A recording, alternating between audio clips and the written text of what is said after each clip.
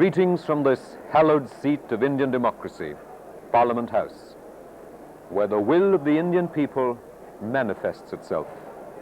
This morning we await the arrival of the President for the formal address to both Houses of Parliament. For Parliament and for the Doordarshan, another milestone. For the first time, the President's address is being telecast live here in the Central Hall of Parliament to the people of India. The President's address to both Houses, assembled together, is a solemn and formal act under the Constitution. Article 87(1) provides at the commencement of the first session, quote, after each general election to the House of the People, and at the commencement of the first session of each year, the President shall address both Houses of Parliament, assembled together, and inform Parliament of the causes of its summons. This telecast is in the spirit of the inscription outside Parliament House, "Open the door to thy people, and let us see thee for the obtaining of the sovereignty." धन्यवाद राजीव। संसद भवन के केंद्रीय hall से अपने दर्शकों का स्वागत करता हूं।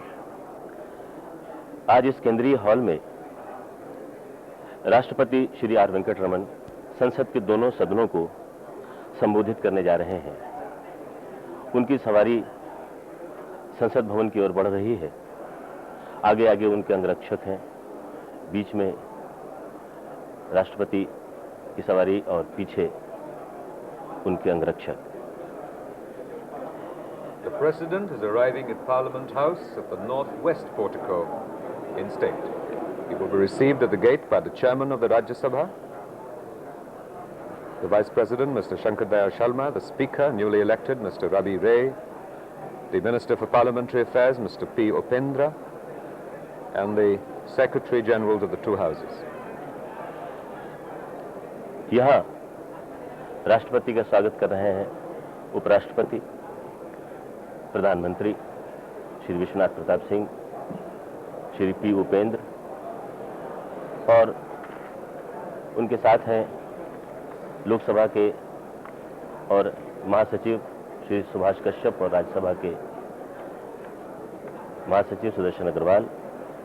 राष्ट्रपति को उनके अंगरक्षक सलामी देंगे।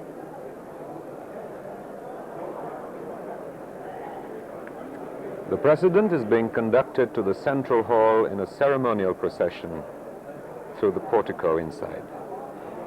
On the passage from the gate to the Central Hall,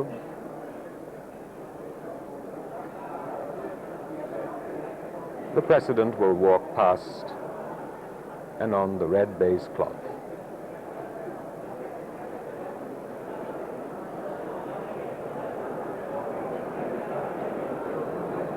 राष्ट्रपति की सलामी के बाद अब वे केंद्रीय हॉल की ओर बढ़ रहे हैं। इस केंद्रीय हॉल में नवी लोकसभा के नवनिर्वाचित सदस्यों के लिए राष्ट्रपति का यह पहला संबोधन होगा और यह कार्यक्रम इस रूप में तो ऐतिहासिक महत्व का है ही, इसलिए भी ऐतिहासिक महत्व का है कि अब तक इस केंद्रीय हॉल से दूरदर्शन ने अनेक कार्यक्रम प्रसारित किए हैं, किंतु यह पहली बार है जब दूरदर्शन संसद से राष्ट्रपति के अभिभाषण का सीधा प्रसारण कर रहा है। और इस तरह आज एक नई परंपरा की शुरुआत हो रही है। राष्ट्रपति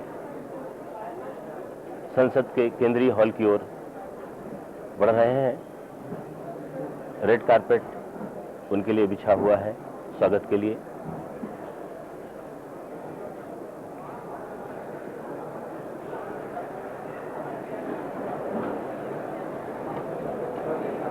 The President this morning will deliver the address which by convention is written by the government and outlines its legislative agenda. He has just passed a small statue of a shepherd boy from the period of Chandragupta Maurya with the inscription, "Here is the India that I dream of."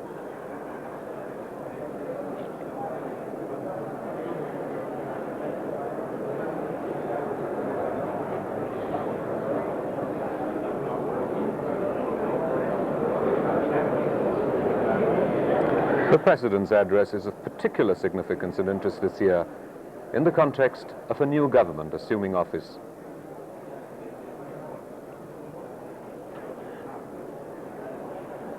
His address in the Central Hall will be replete with history, for it was here that India began its tryst for destiny, and here Constituent Assembly met. संसद के जिस केंद्रीय hall की तरफ राष्ट्रपति बढ़ रहे हैं, उसका बड़ा ऐतिहासिक महत्व है। भारतीय संविधान सभा का अधिवेशन इसी केंद्रीय हॉल में हुआ था और 14 अगस्त 1947 की अर्धरात्रि को स्वतंत्रता की उद्घोषणा भी इसी हॉल में हुई थी। As the President enters, the Marshal, who has taken his position, announces his arrival.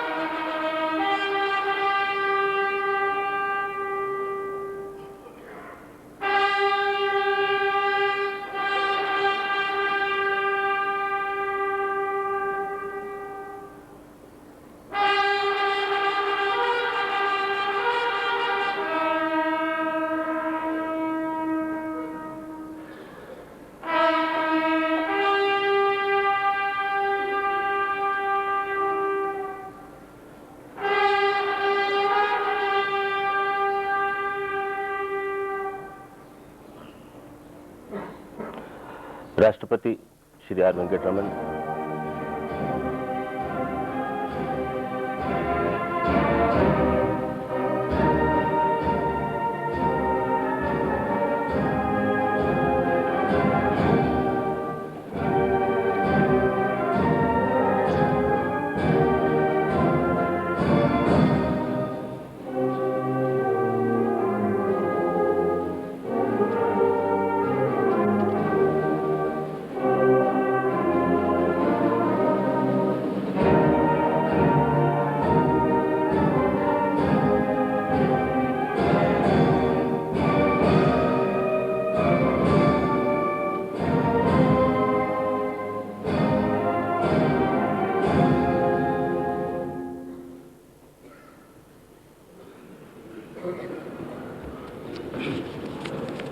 राष्ट्रपति श्री आर वेंकटरमन पधार चुके हैं।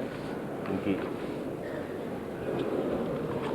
और उनका संबोधन आरंभ हो रहा है। Honorable members, it gives me great pleasure to address both houses of parliament at this first session after the 9th general election to the House of People. I extend my felicitations to the members of the new Lok Sabha. The general election just concluded has demonstrated the maturity of the Indian electorate. They have given a clear verdict in favor of change. The government took charge just a fortnight ago and has commenced in right earnest the task of working out details of various policy initiatives and thrusts which it intends to adopt. In this address, I am confining myself to the broad issues that the government proposes to tackle. My government pledges itself to fulfill the mandate given to it by the people. The government will work to restore the dignity of the nation and of the individual. The government proposes to adopt an alternative model of governance and development based on socialist ideals of economic equality and social justice, federalism and decentralization, institutional accountability and human rights. Government will take steps to establish an interstate council and to accord constitutional status to the Planning Commission. My government is committed to a process of national reconciliation and the evolution of consensus to solve the many problems facing the nation. The Punjab problem has defied solution so far. Over the past few years, we have witnessed widespread violence. There will be no compromise with separatism or no yielding to extremists, but there is admittedly a compelling need for a national endeavor to resolve the problem. The government will hold wide-ranging discussions with leaders of cross-sections of the people to evolve a national consensus. A beginning has already been made in the all-party meeting held on the 17th December 1989. Action on the report of the Ranganath Misra Commission of Inquiry will be expeditiously completed. The situation in Jammu and Kashmir is extremely delicate and fraught with serious implications. There will be no compromise on the country's unity, sovereignty and integrity. The people of Jammu and Kashmir, who have been second to none in the nation's freedom struggle, will be enabled to play the rightful role in the process of national growth and development. The problems of the people of the state will be gone into in depth with a view to finding speedy and durable solutions. The Northeast region requires our immediate attention. We are committed to the speedy economic development of this region and for the settlement of the issues which concern the tribal peoples in the region, including Assam, through dialogue and discussion. In recent months, the country has witnessed riots and violence arising from sectarian issues. A secular India is the very basis of our emotional unity and national integrity. Violence has no place in the land of Mahatma Gandhi, the apostle of non-violence. The need of the hour is the generation of an atmosphere of amity and goodwill in order to avoid any communal divide. Government seeks the support of the people in its unrelenting efforts to promote national unity and integrity. The National Integration Council is being reconstituted and will function as a forum for effective initiatives and interaction on issues of national concern. A healthy and a vibrant democracy hinges crucially on the sanctity and strength of democratic institutions.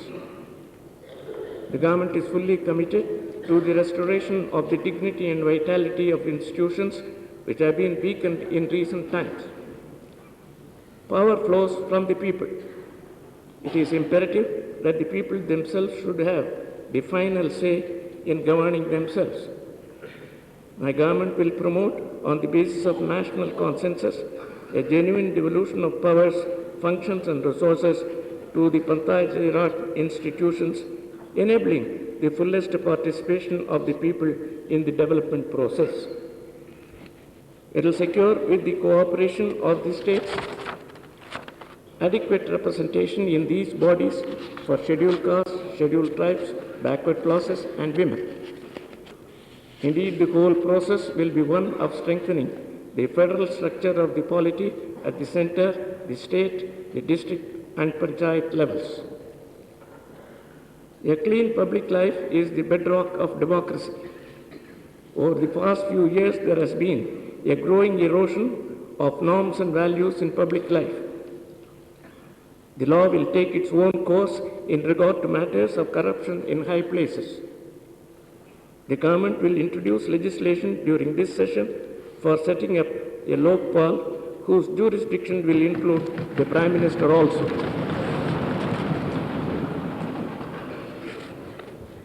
My government firmly believes that a participative democracy requires an enlightened and informed electorate.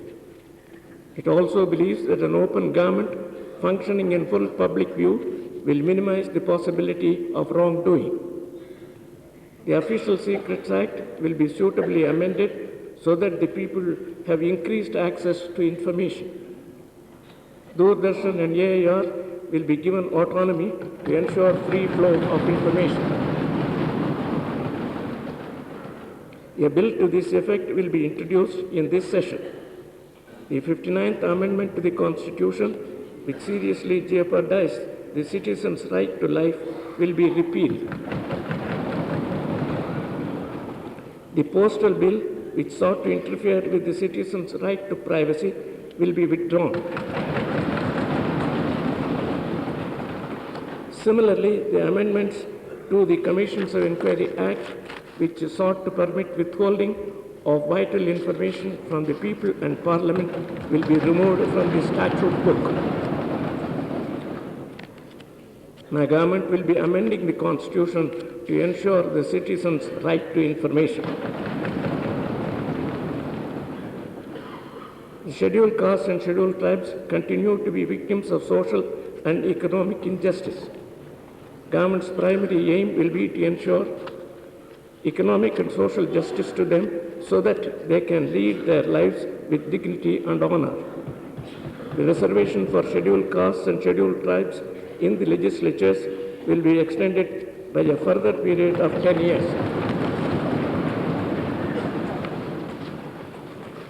Government will take appropriate steps to implement the recommendations of the Mandal Commission.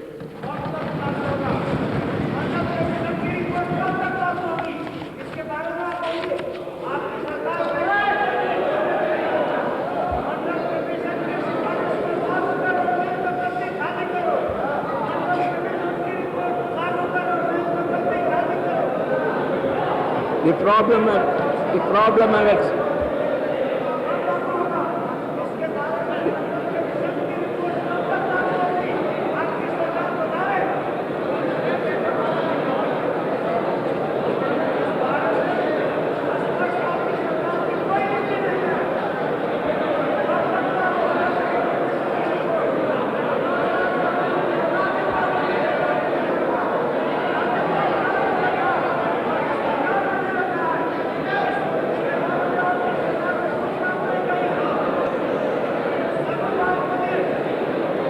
The problems of ex-servicemen will receive full consideration, particularly in regard to their demand for one rank, one pension and their post-retirement employment.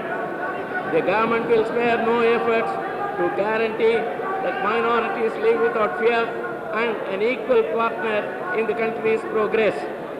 The Constitution provides equal status to men and women.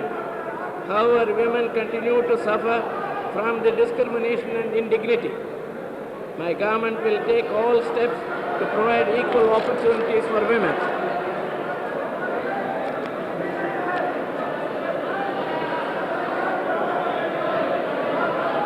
The youth have a special role to play in the progress of the country. Their vast energies have to be tapped and channeled for the task of nation building. They are the harbingers of change, and it is they who have to lay the foundations of a new and just social order. Government will take steps to facilitate the harnessing of youth power for unleashing social forces to transform society. The education system will be reformed so that it responds to the needs and aspirations of the new generation. It will be the endeavor of this government to ensure integration of scientific and technological capabilities with our other efforts for national development. Science and technology will be used for increasing agricultural production, developing technologies that will lead to employment generation, for proper utilization of natural resources, and for generally benefiting the population at the grassroots level. Government will give priority to the expansion of productive employment opportunities in the economy. They will strive to ensure appropriately to all citizens the right to work, to enable them to participate in the nation's building program. There are disquieting trends on the economic front.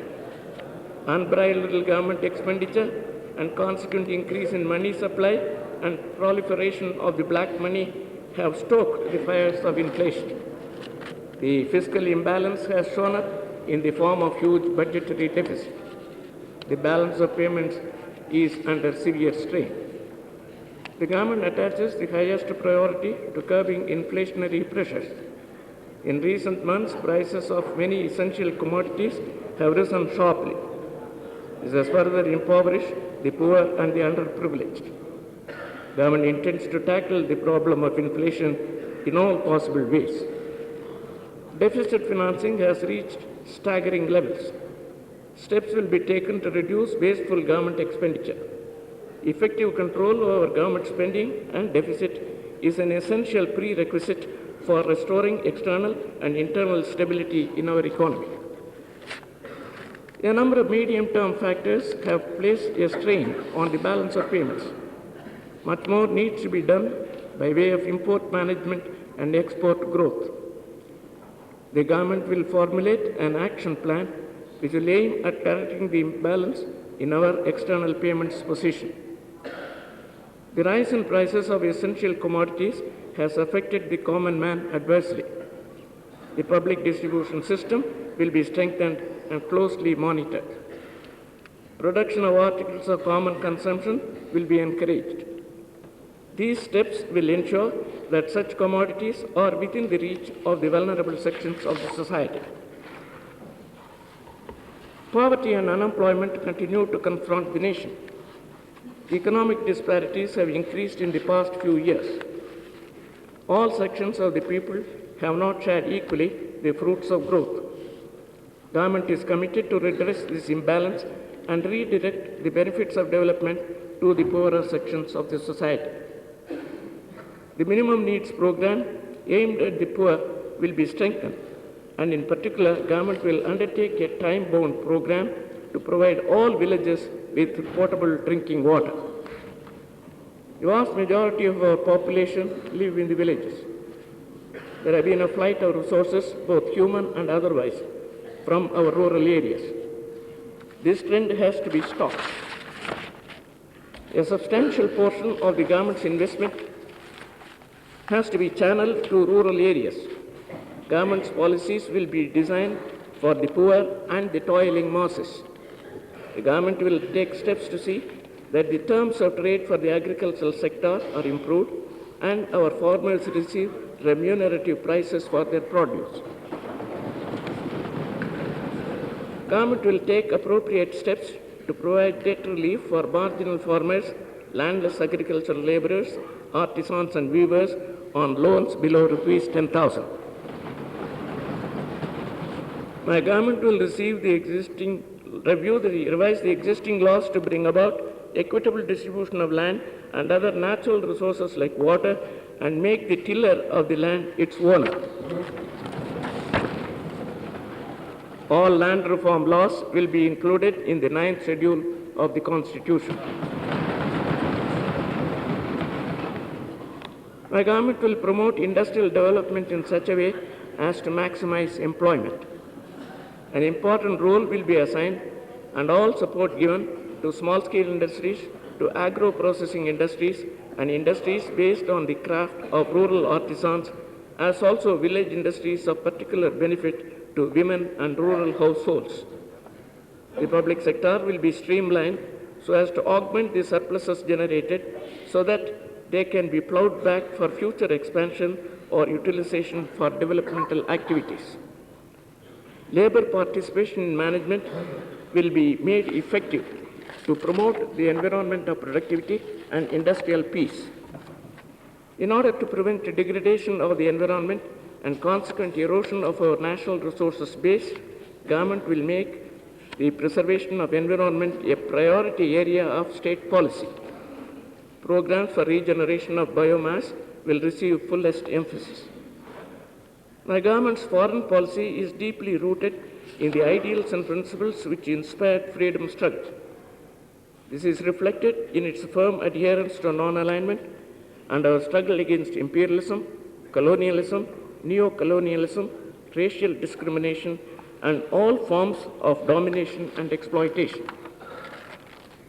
The rapidly changing international environment presents both challenge and opportunity for India, underlining the need for further strengthening of the national consensus. My government attaches importance to revitalizing and strengthening the ties with our neighbors in South Asia and to imparting fresh dynamism to the process of regional cooperation within the framework of the SARC. The government will spare no efforts to resolve outstanding bilateral issues with our neighboring countries consistent with our national interests. The government will further endeavor to usher in an era of stability, confidence, and cooperative endeavor in our region. In the pursuit of this objective, talks have already been initiated with the government of Sri Lanka. The process of further understanding and cooperation between India and China will be continued by my government. It is hoped that the boundary question can be resolved in a fair, reasonable manner in consonance with our national interests.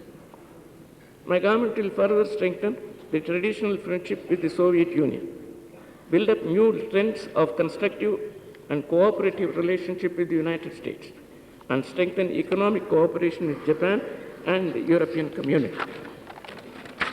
My government recognizes the inalienable right of the Palestinian people to achieve a homeland of their own in the peaceful West Asia. The government's support and solidarity to this end will always be there. It will also be my government's endeavor to maintain pressure on the Pretoria regime to commence early negotiations for the dismantlement of apartheid, the emergence of a united, democratic, and non-racial South Africa is our objective. Honorable members, the present session is a short one, yet it is historic in its importance and is summoned immediately following the constitution of the 9th Lok Sabha in order to place before the Parliament the new agenda of work. I wish you all success in your endeavors. Jai Hind.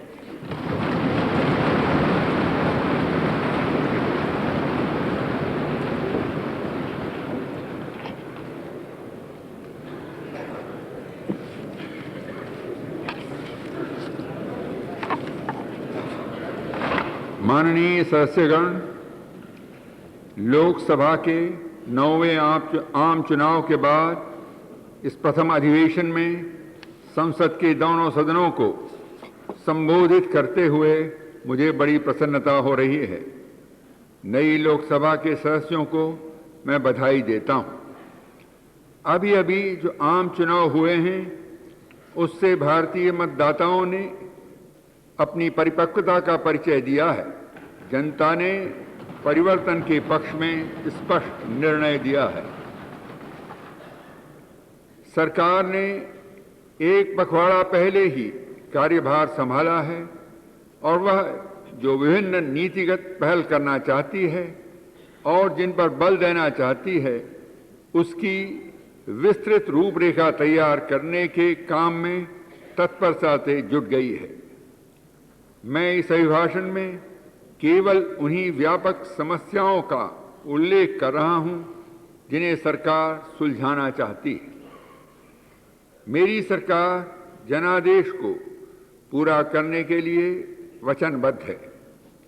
सरकार राष्ट्र एवं व्यक्ति की गरिमा को पुनः स्थापित करने के लिए कार्य करेगी। सरकार शासन एवं विकास का ऐसा वैकल्पिक स्वरूप अपनाना चाहती है जो आर्थिक समानता एवं सामाजिक न्याय के समाजवादी सिद्धांतों, संघवाद एवं विकेंद्रीकरण, संस्थागत उत्तरदायित्व तथा मानव अधिकारों पर आधारित हो। सरकार एक अंतर्राज्यीय परिषद स्थापित करने तथा योजना आयोग को संवैधानिक दर्जा प्रदान करने के लिए कदम उठाएगी। मेरी सरकार राष्ट्रीय सामंजस्य और आम सहमति की प्रक्रिया विकसित करके राष्ट्र की अनेक समस्याओं का समाधान करने के लिए प्रतिबद्ध है।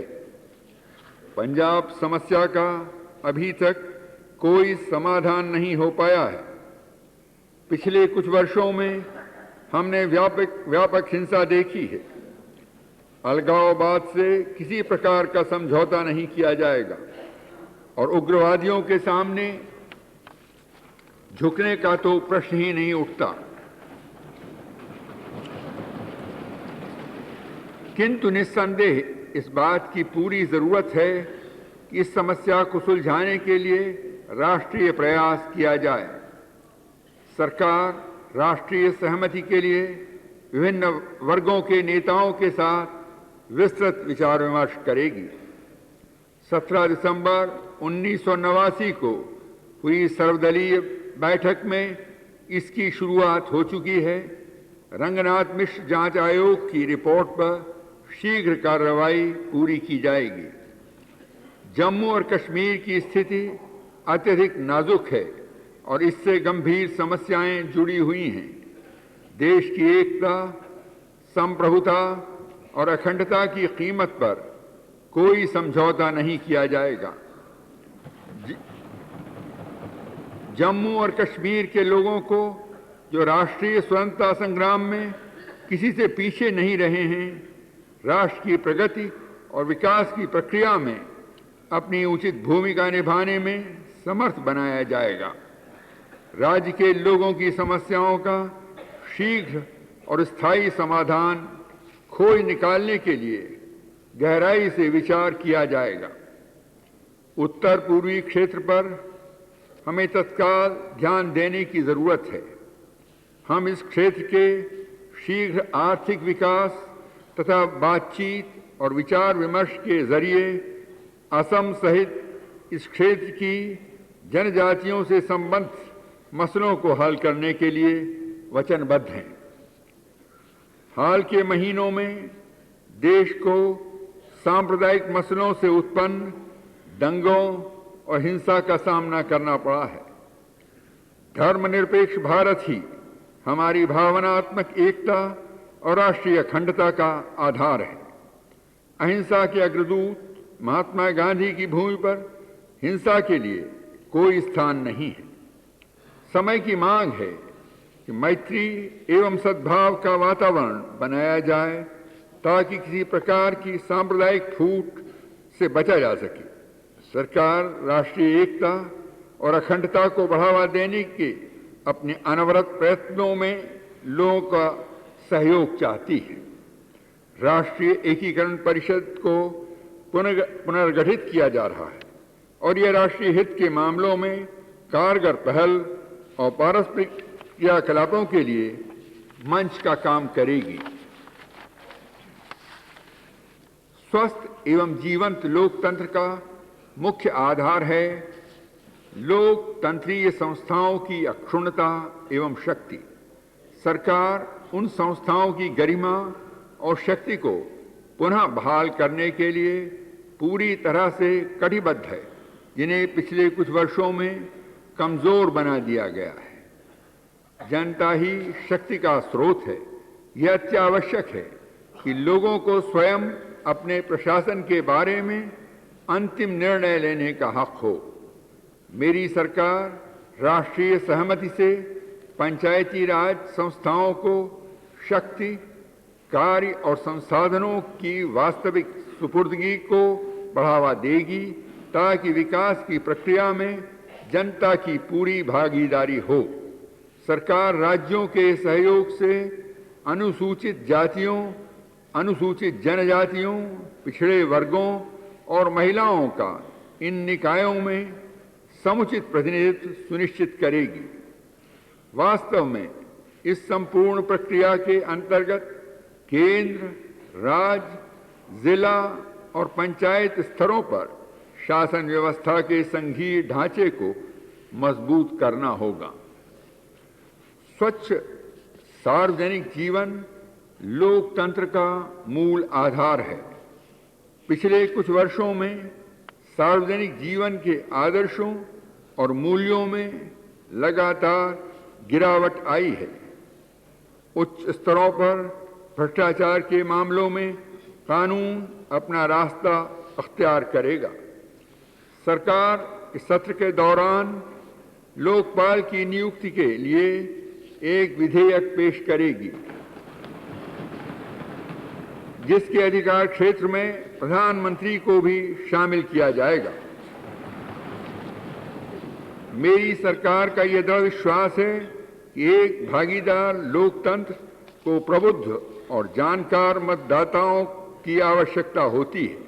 इसका यह भी विश्वास है कि पूरी तरह से जनता के समक्ष सरकार के खुले तौर से काम करने से गलत कार्यों की संभावना बहुत कम रह जाएगी।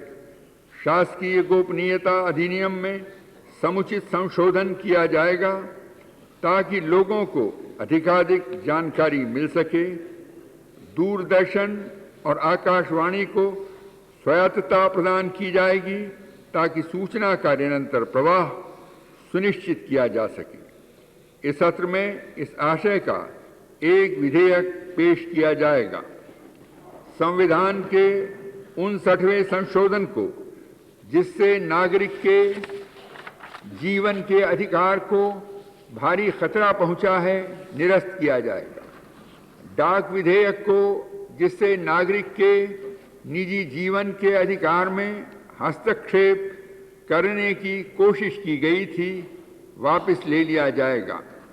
इसी प्रकार जांच आयोग अधिनियम के संशोधन के जरिए जनता और संसद से महत्वपूर्ण सूचना छिपाने की जो कोशिश की गई थी, उसे कानून की पुस्तक से हटा दिया जाएगा। मेरी सरकार संविधान का संशोधन करके नागरिकों को सूचना प्राप्त करने का अधिकार सुनिश्चित करेगी। अनुसूचित जाति और अनुसूचित जनजाति के लोग सामाजिक और आर्थिक अन्याय के शिकार अभी भी बने हुए हैं। सरकार का प्रमुख उद्देश्य उन्हें आर्थिक और सामाजिक न्याय सुनिश्चित करना होगा ताकि वे अपना जीवन गरिमा और सम्मान से व्यतीत कर सकें।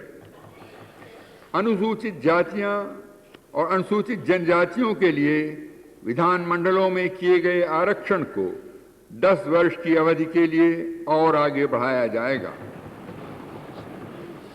सरकार मंडल आयोग की सिफारिशों को लागू करने के लिए समुचित कदम उठाएगी। भूतपूर्व सैनिकों की समस्याओं, विशेष रूप से समान रैंक के लिए समान पेंशन और सेवानिवृत्ति के बाद रोजगार प्रदान करने संबंधी उनकी मांग पर पूरा ध्यान दिया जाएगा। सरकार इस बात की पूरी गारंटी देगी कि अल्पसंख्यक निर्भय होकर जीवन व्यतीत करें और राष्ट्र की प्रगति में समान भागीदार बने। संविधान में पुरुषों और महिलाओं को समान दर्जा दिया गया है, लेकिन महिलाओं को भेदभाव और अपमान अब भी झेलना पड़ रहा है।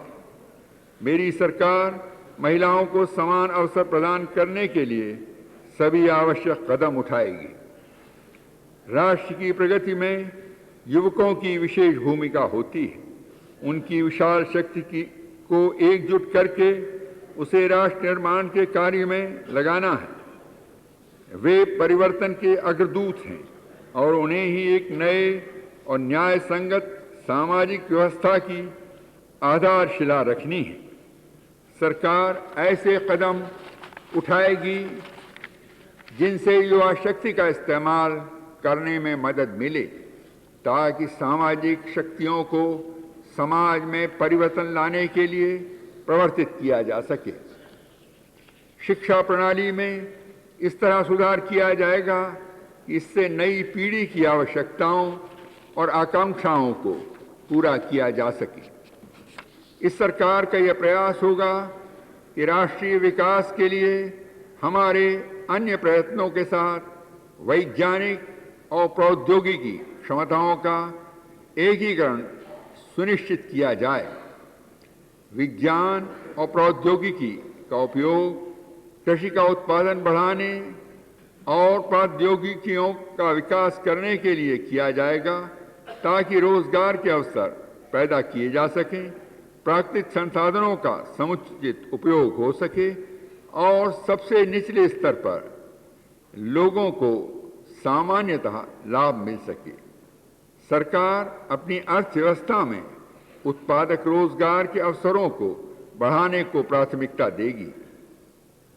यह समुचित रूप से सुनिश्चित करने का प्रयास करेगी कि प्रत्येक नागरिक को काम का अधिकार मिले जिससे वह राष्ट्र निर्माण प्रक्रिया में भाग ले सके।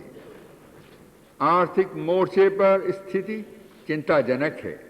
अनियंत्रित सरकारी व्यय और उसके परिणामतः धन की आपूर्ति तथा काले धन में वृद्धि के कारण मुद्रास्फीति की समस्या और भी भयंकर हो गई है। आर्थिक असंतुलन बजट में भारी घाटे के रूप में दिखाई दिया है। भुगतान शेष पर काफी दबाव बना हुआ है। सरकार मुद्रास्फीति के दबावों पर काबू पाने को सर्वोच्च प्राथमिकता देती है। हाल के महीनों में अनेक आवश्यक वस्तुओं की कीमतों में काफी वृद्धि हुई है। इससे गरीब तथा साधनहीन लोग और गरीब हो गए हैं। सरकार मुद्रास्फीति की समस्या को सुलझाने के लिए हर संभव उपाय करना चाहती है। घाटे की वित्त व्यवस्था अत्यधिक नाजुक स्थिति में पहुंच चुकी है। अनावश्यक सरकारी खर्च को कम करने के उपाय किए जाएंगे।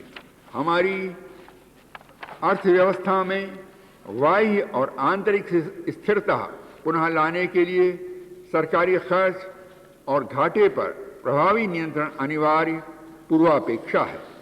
कई मध्यकालिक कारणों से भुगतान शेष पर दबाव पड़ा है। आयात की व्यवस्था करके और निर्यात को बढ़ावा देकर कुछ करने की जरूरत है। सरकार एक कार्य योजना तैयार करेगी जिसका उद्देश्य हमारी बाह्य अदायगी की स्थिति के असंतुलन को ठीक करना होगा। आवश्यक वस्तुओं की कीमतों में वृद्धि से आम आदमी पर प्रतिकूल असर पड़ा है। सार्वजनिक वितरण प्रणाली को मजबूत बनाया जाएगा और उस पर कड़ी नजर रखी जाएगी। आम खपत की चीजों के उत्पादन को प्रोत्साहन दिया जाएगा। इन उपायों से यह सुनिश्चित होगा कि ये चीजें समाज के कमजोर वर्गों को पहुंच के अंदर हैं।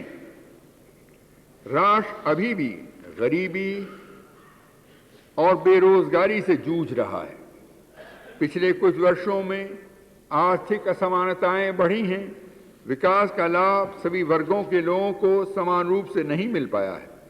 सरकार इस असंतुलन को ठीक करने तथा विकास के लाभों को समाज के निर्धन वर्गों तक पहुंचाने के लिए वचनबद्ध है। गरीबों के लिए न्यूनतम आवश्यकता कार्यक्रम को सुदृढ़ किया जाएगा और खास तौर पर सरकार एक समयबद्ध कार्यक्रम चलाएगी जिससे सभी गांवों को पीने का पानी मिल सके। हमारे अधिकांश लोग गांवों में रहते हैं। ग्रामीण क्षेत्रों से मानव तथा अन्य संसाधनों का पलायन हुआ है। इस प्रवृत्ति को रोकना होगा। सरकार निवेश परिव्यय के एक महत्वपूर्ण भाग को ग्रामीण क्षेत्रों की तरफ मोड़ना पड़ेगा। सरकार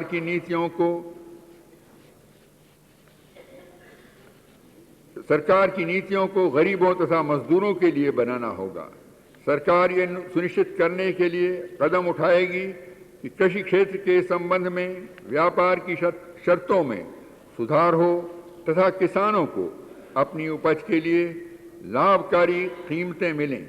सरकार सीमांत किसानों, भूमिहीन कृषि मजदूरों, दस्तकारों और बुनकरों को 10,000 रुपये से कम के ऋणों में राहत देने के लिए समुचित कदम उठाएगी। मेरी सरकार भूमि तथा जल जैसे अन्य प्राकृतिक संसाधनों का न्यायोचित वितरण करने के लिए विद्यमान कानूनों में संशोधन करेगी और खेत जोतने वाले को ही खेत का मालिक बनाएगी। भूमि सुधार संबंधी सभी कानूनों को संविधान की 9वीं अनुसूची में शामिल किया जाएगा। मेरी सरकार औद्योगिक विकास को इस प्रकार बढ़ावा देगी कि रोजगार के अवसर अधिकतम बढ़ें। लघु उद्योगों, कृषि संसाधन उद्योगों तथा ग्रामीण दस्तकारों की दस्तकारी पर आधारित उद्योगों और महिलाओं एवं ग्रामीणों के लिए विशेष रूप से लाभदायक ग्रामीण उद्योगों को की महत्वपूर्ण भूमिका सौंपेगी तथा उन्हें सब प्रकार से मदद देगी। सार्वजनिक क्षेत्र को सुव्यवस्थित किया जाएगा ताकि उत्पादित अतिरिक्त माल को इस प्रकार बढ़ाया जाए कि भावी विस्तार के लिए या विकास कार्यकलापों में उपयोग के लिए उनका पुनः निवेश किया जा सके। प्रबंध में श्रमिकों की भागीदारी को प्रभावी बनाया जाएगा ताकि उत्पादकता और औद्योगिक शांति का वातावरण तैयार किया जा सके। पर्यावरण की अधोगति और इसके फलस्वरूप आधारभूत संसाधन में के अपक्षय को रोकने के लिए सरकार राज्य नीति के अंतर्गत जिन विषयों को सर्वोच्च प्राथमिकता देगी उनमें पर्यावरण का संरक्षण भी शामिल होगा। बायोमास के पुनः सृजन संबंधी कार्यक्रमों पर पूरा जोर दिया जाएगा।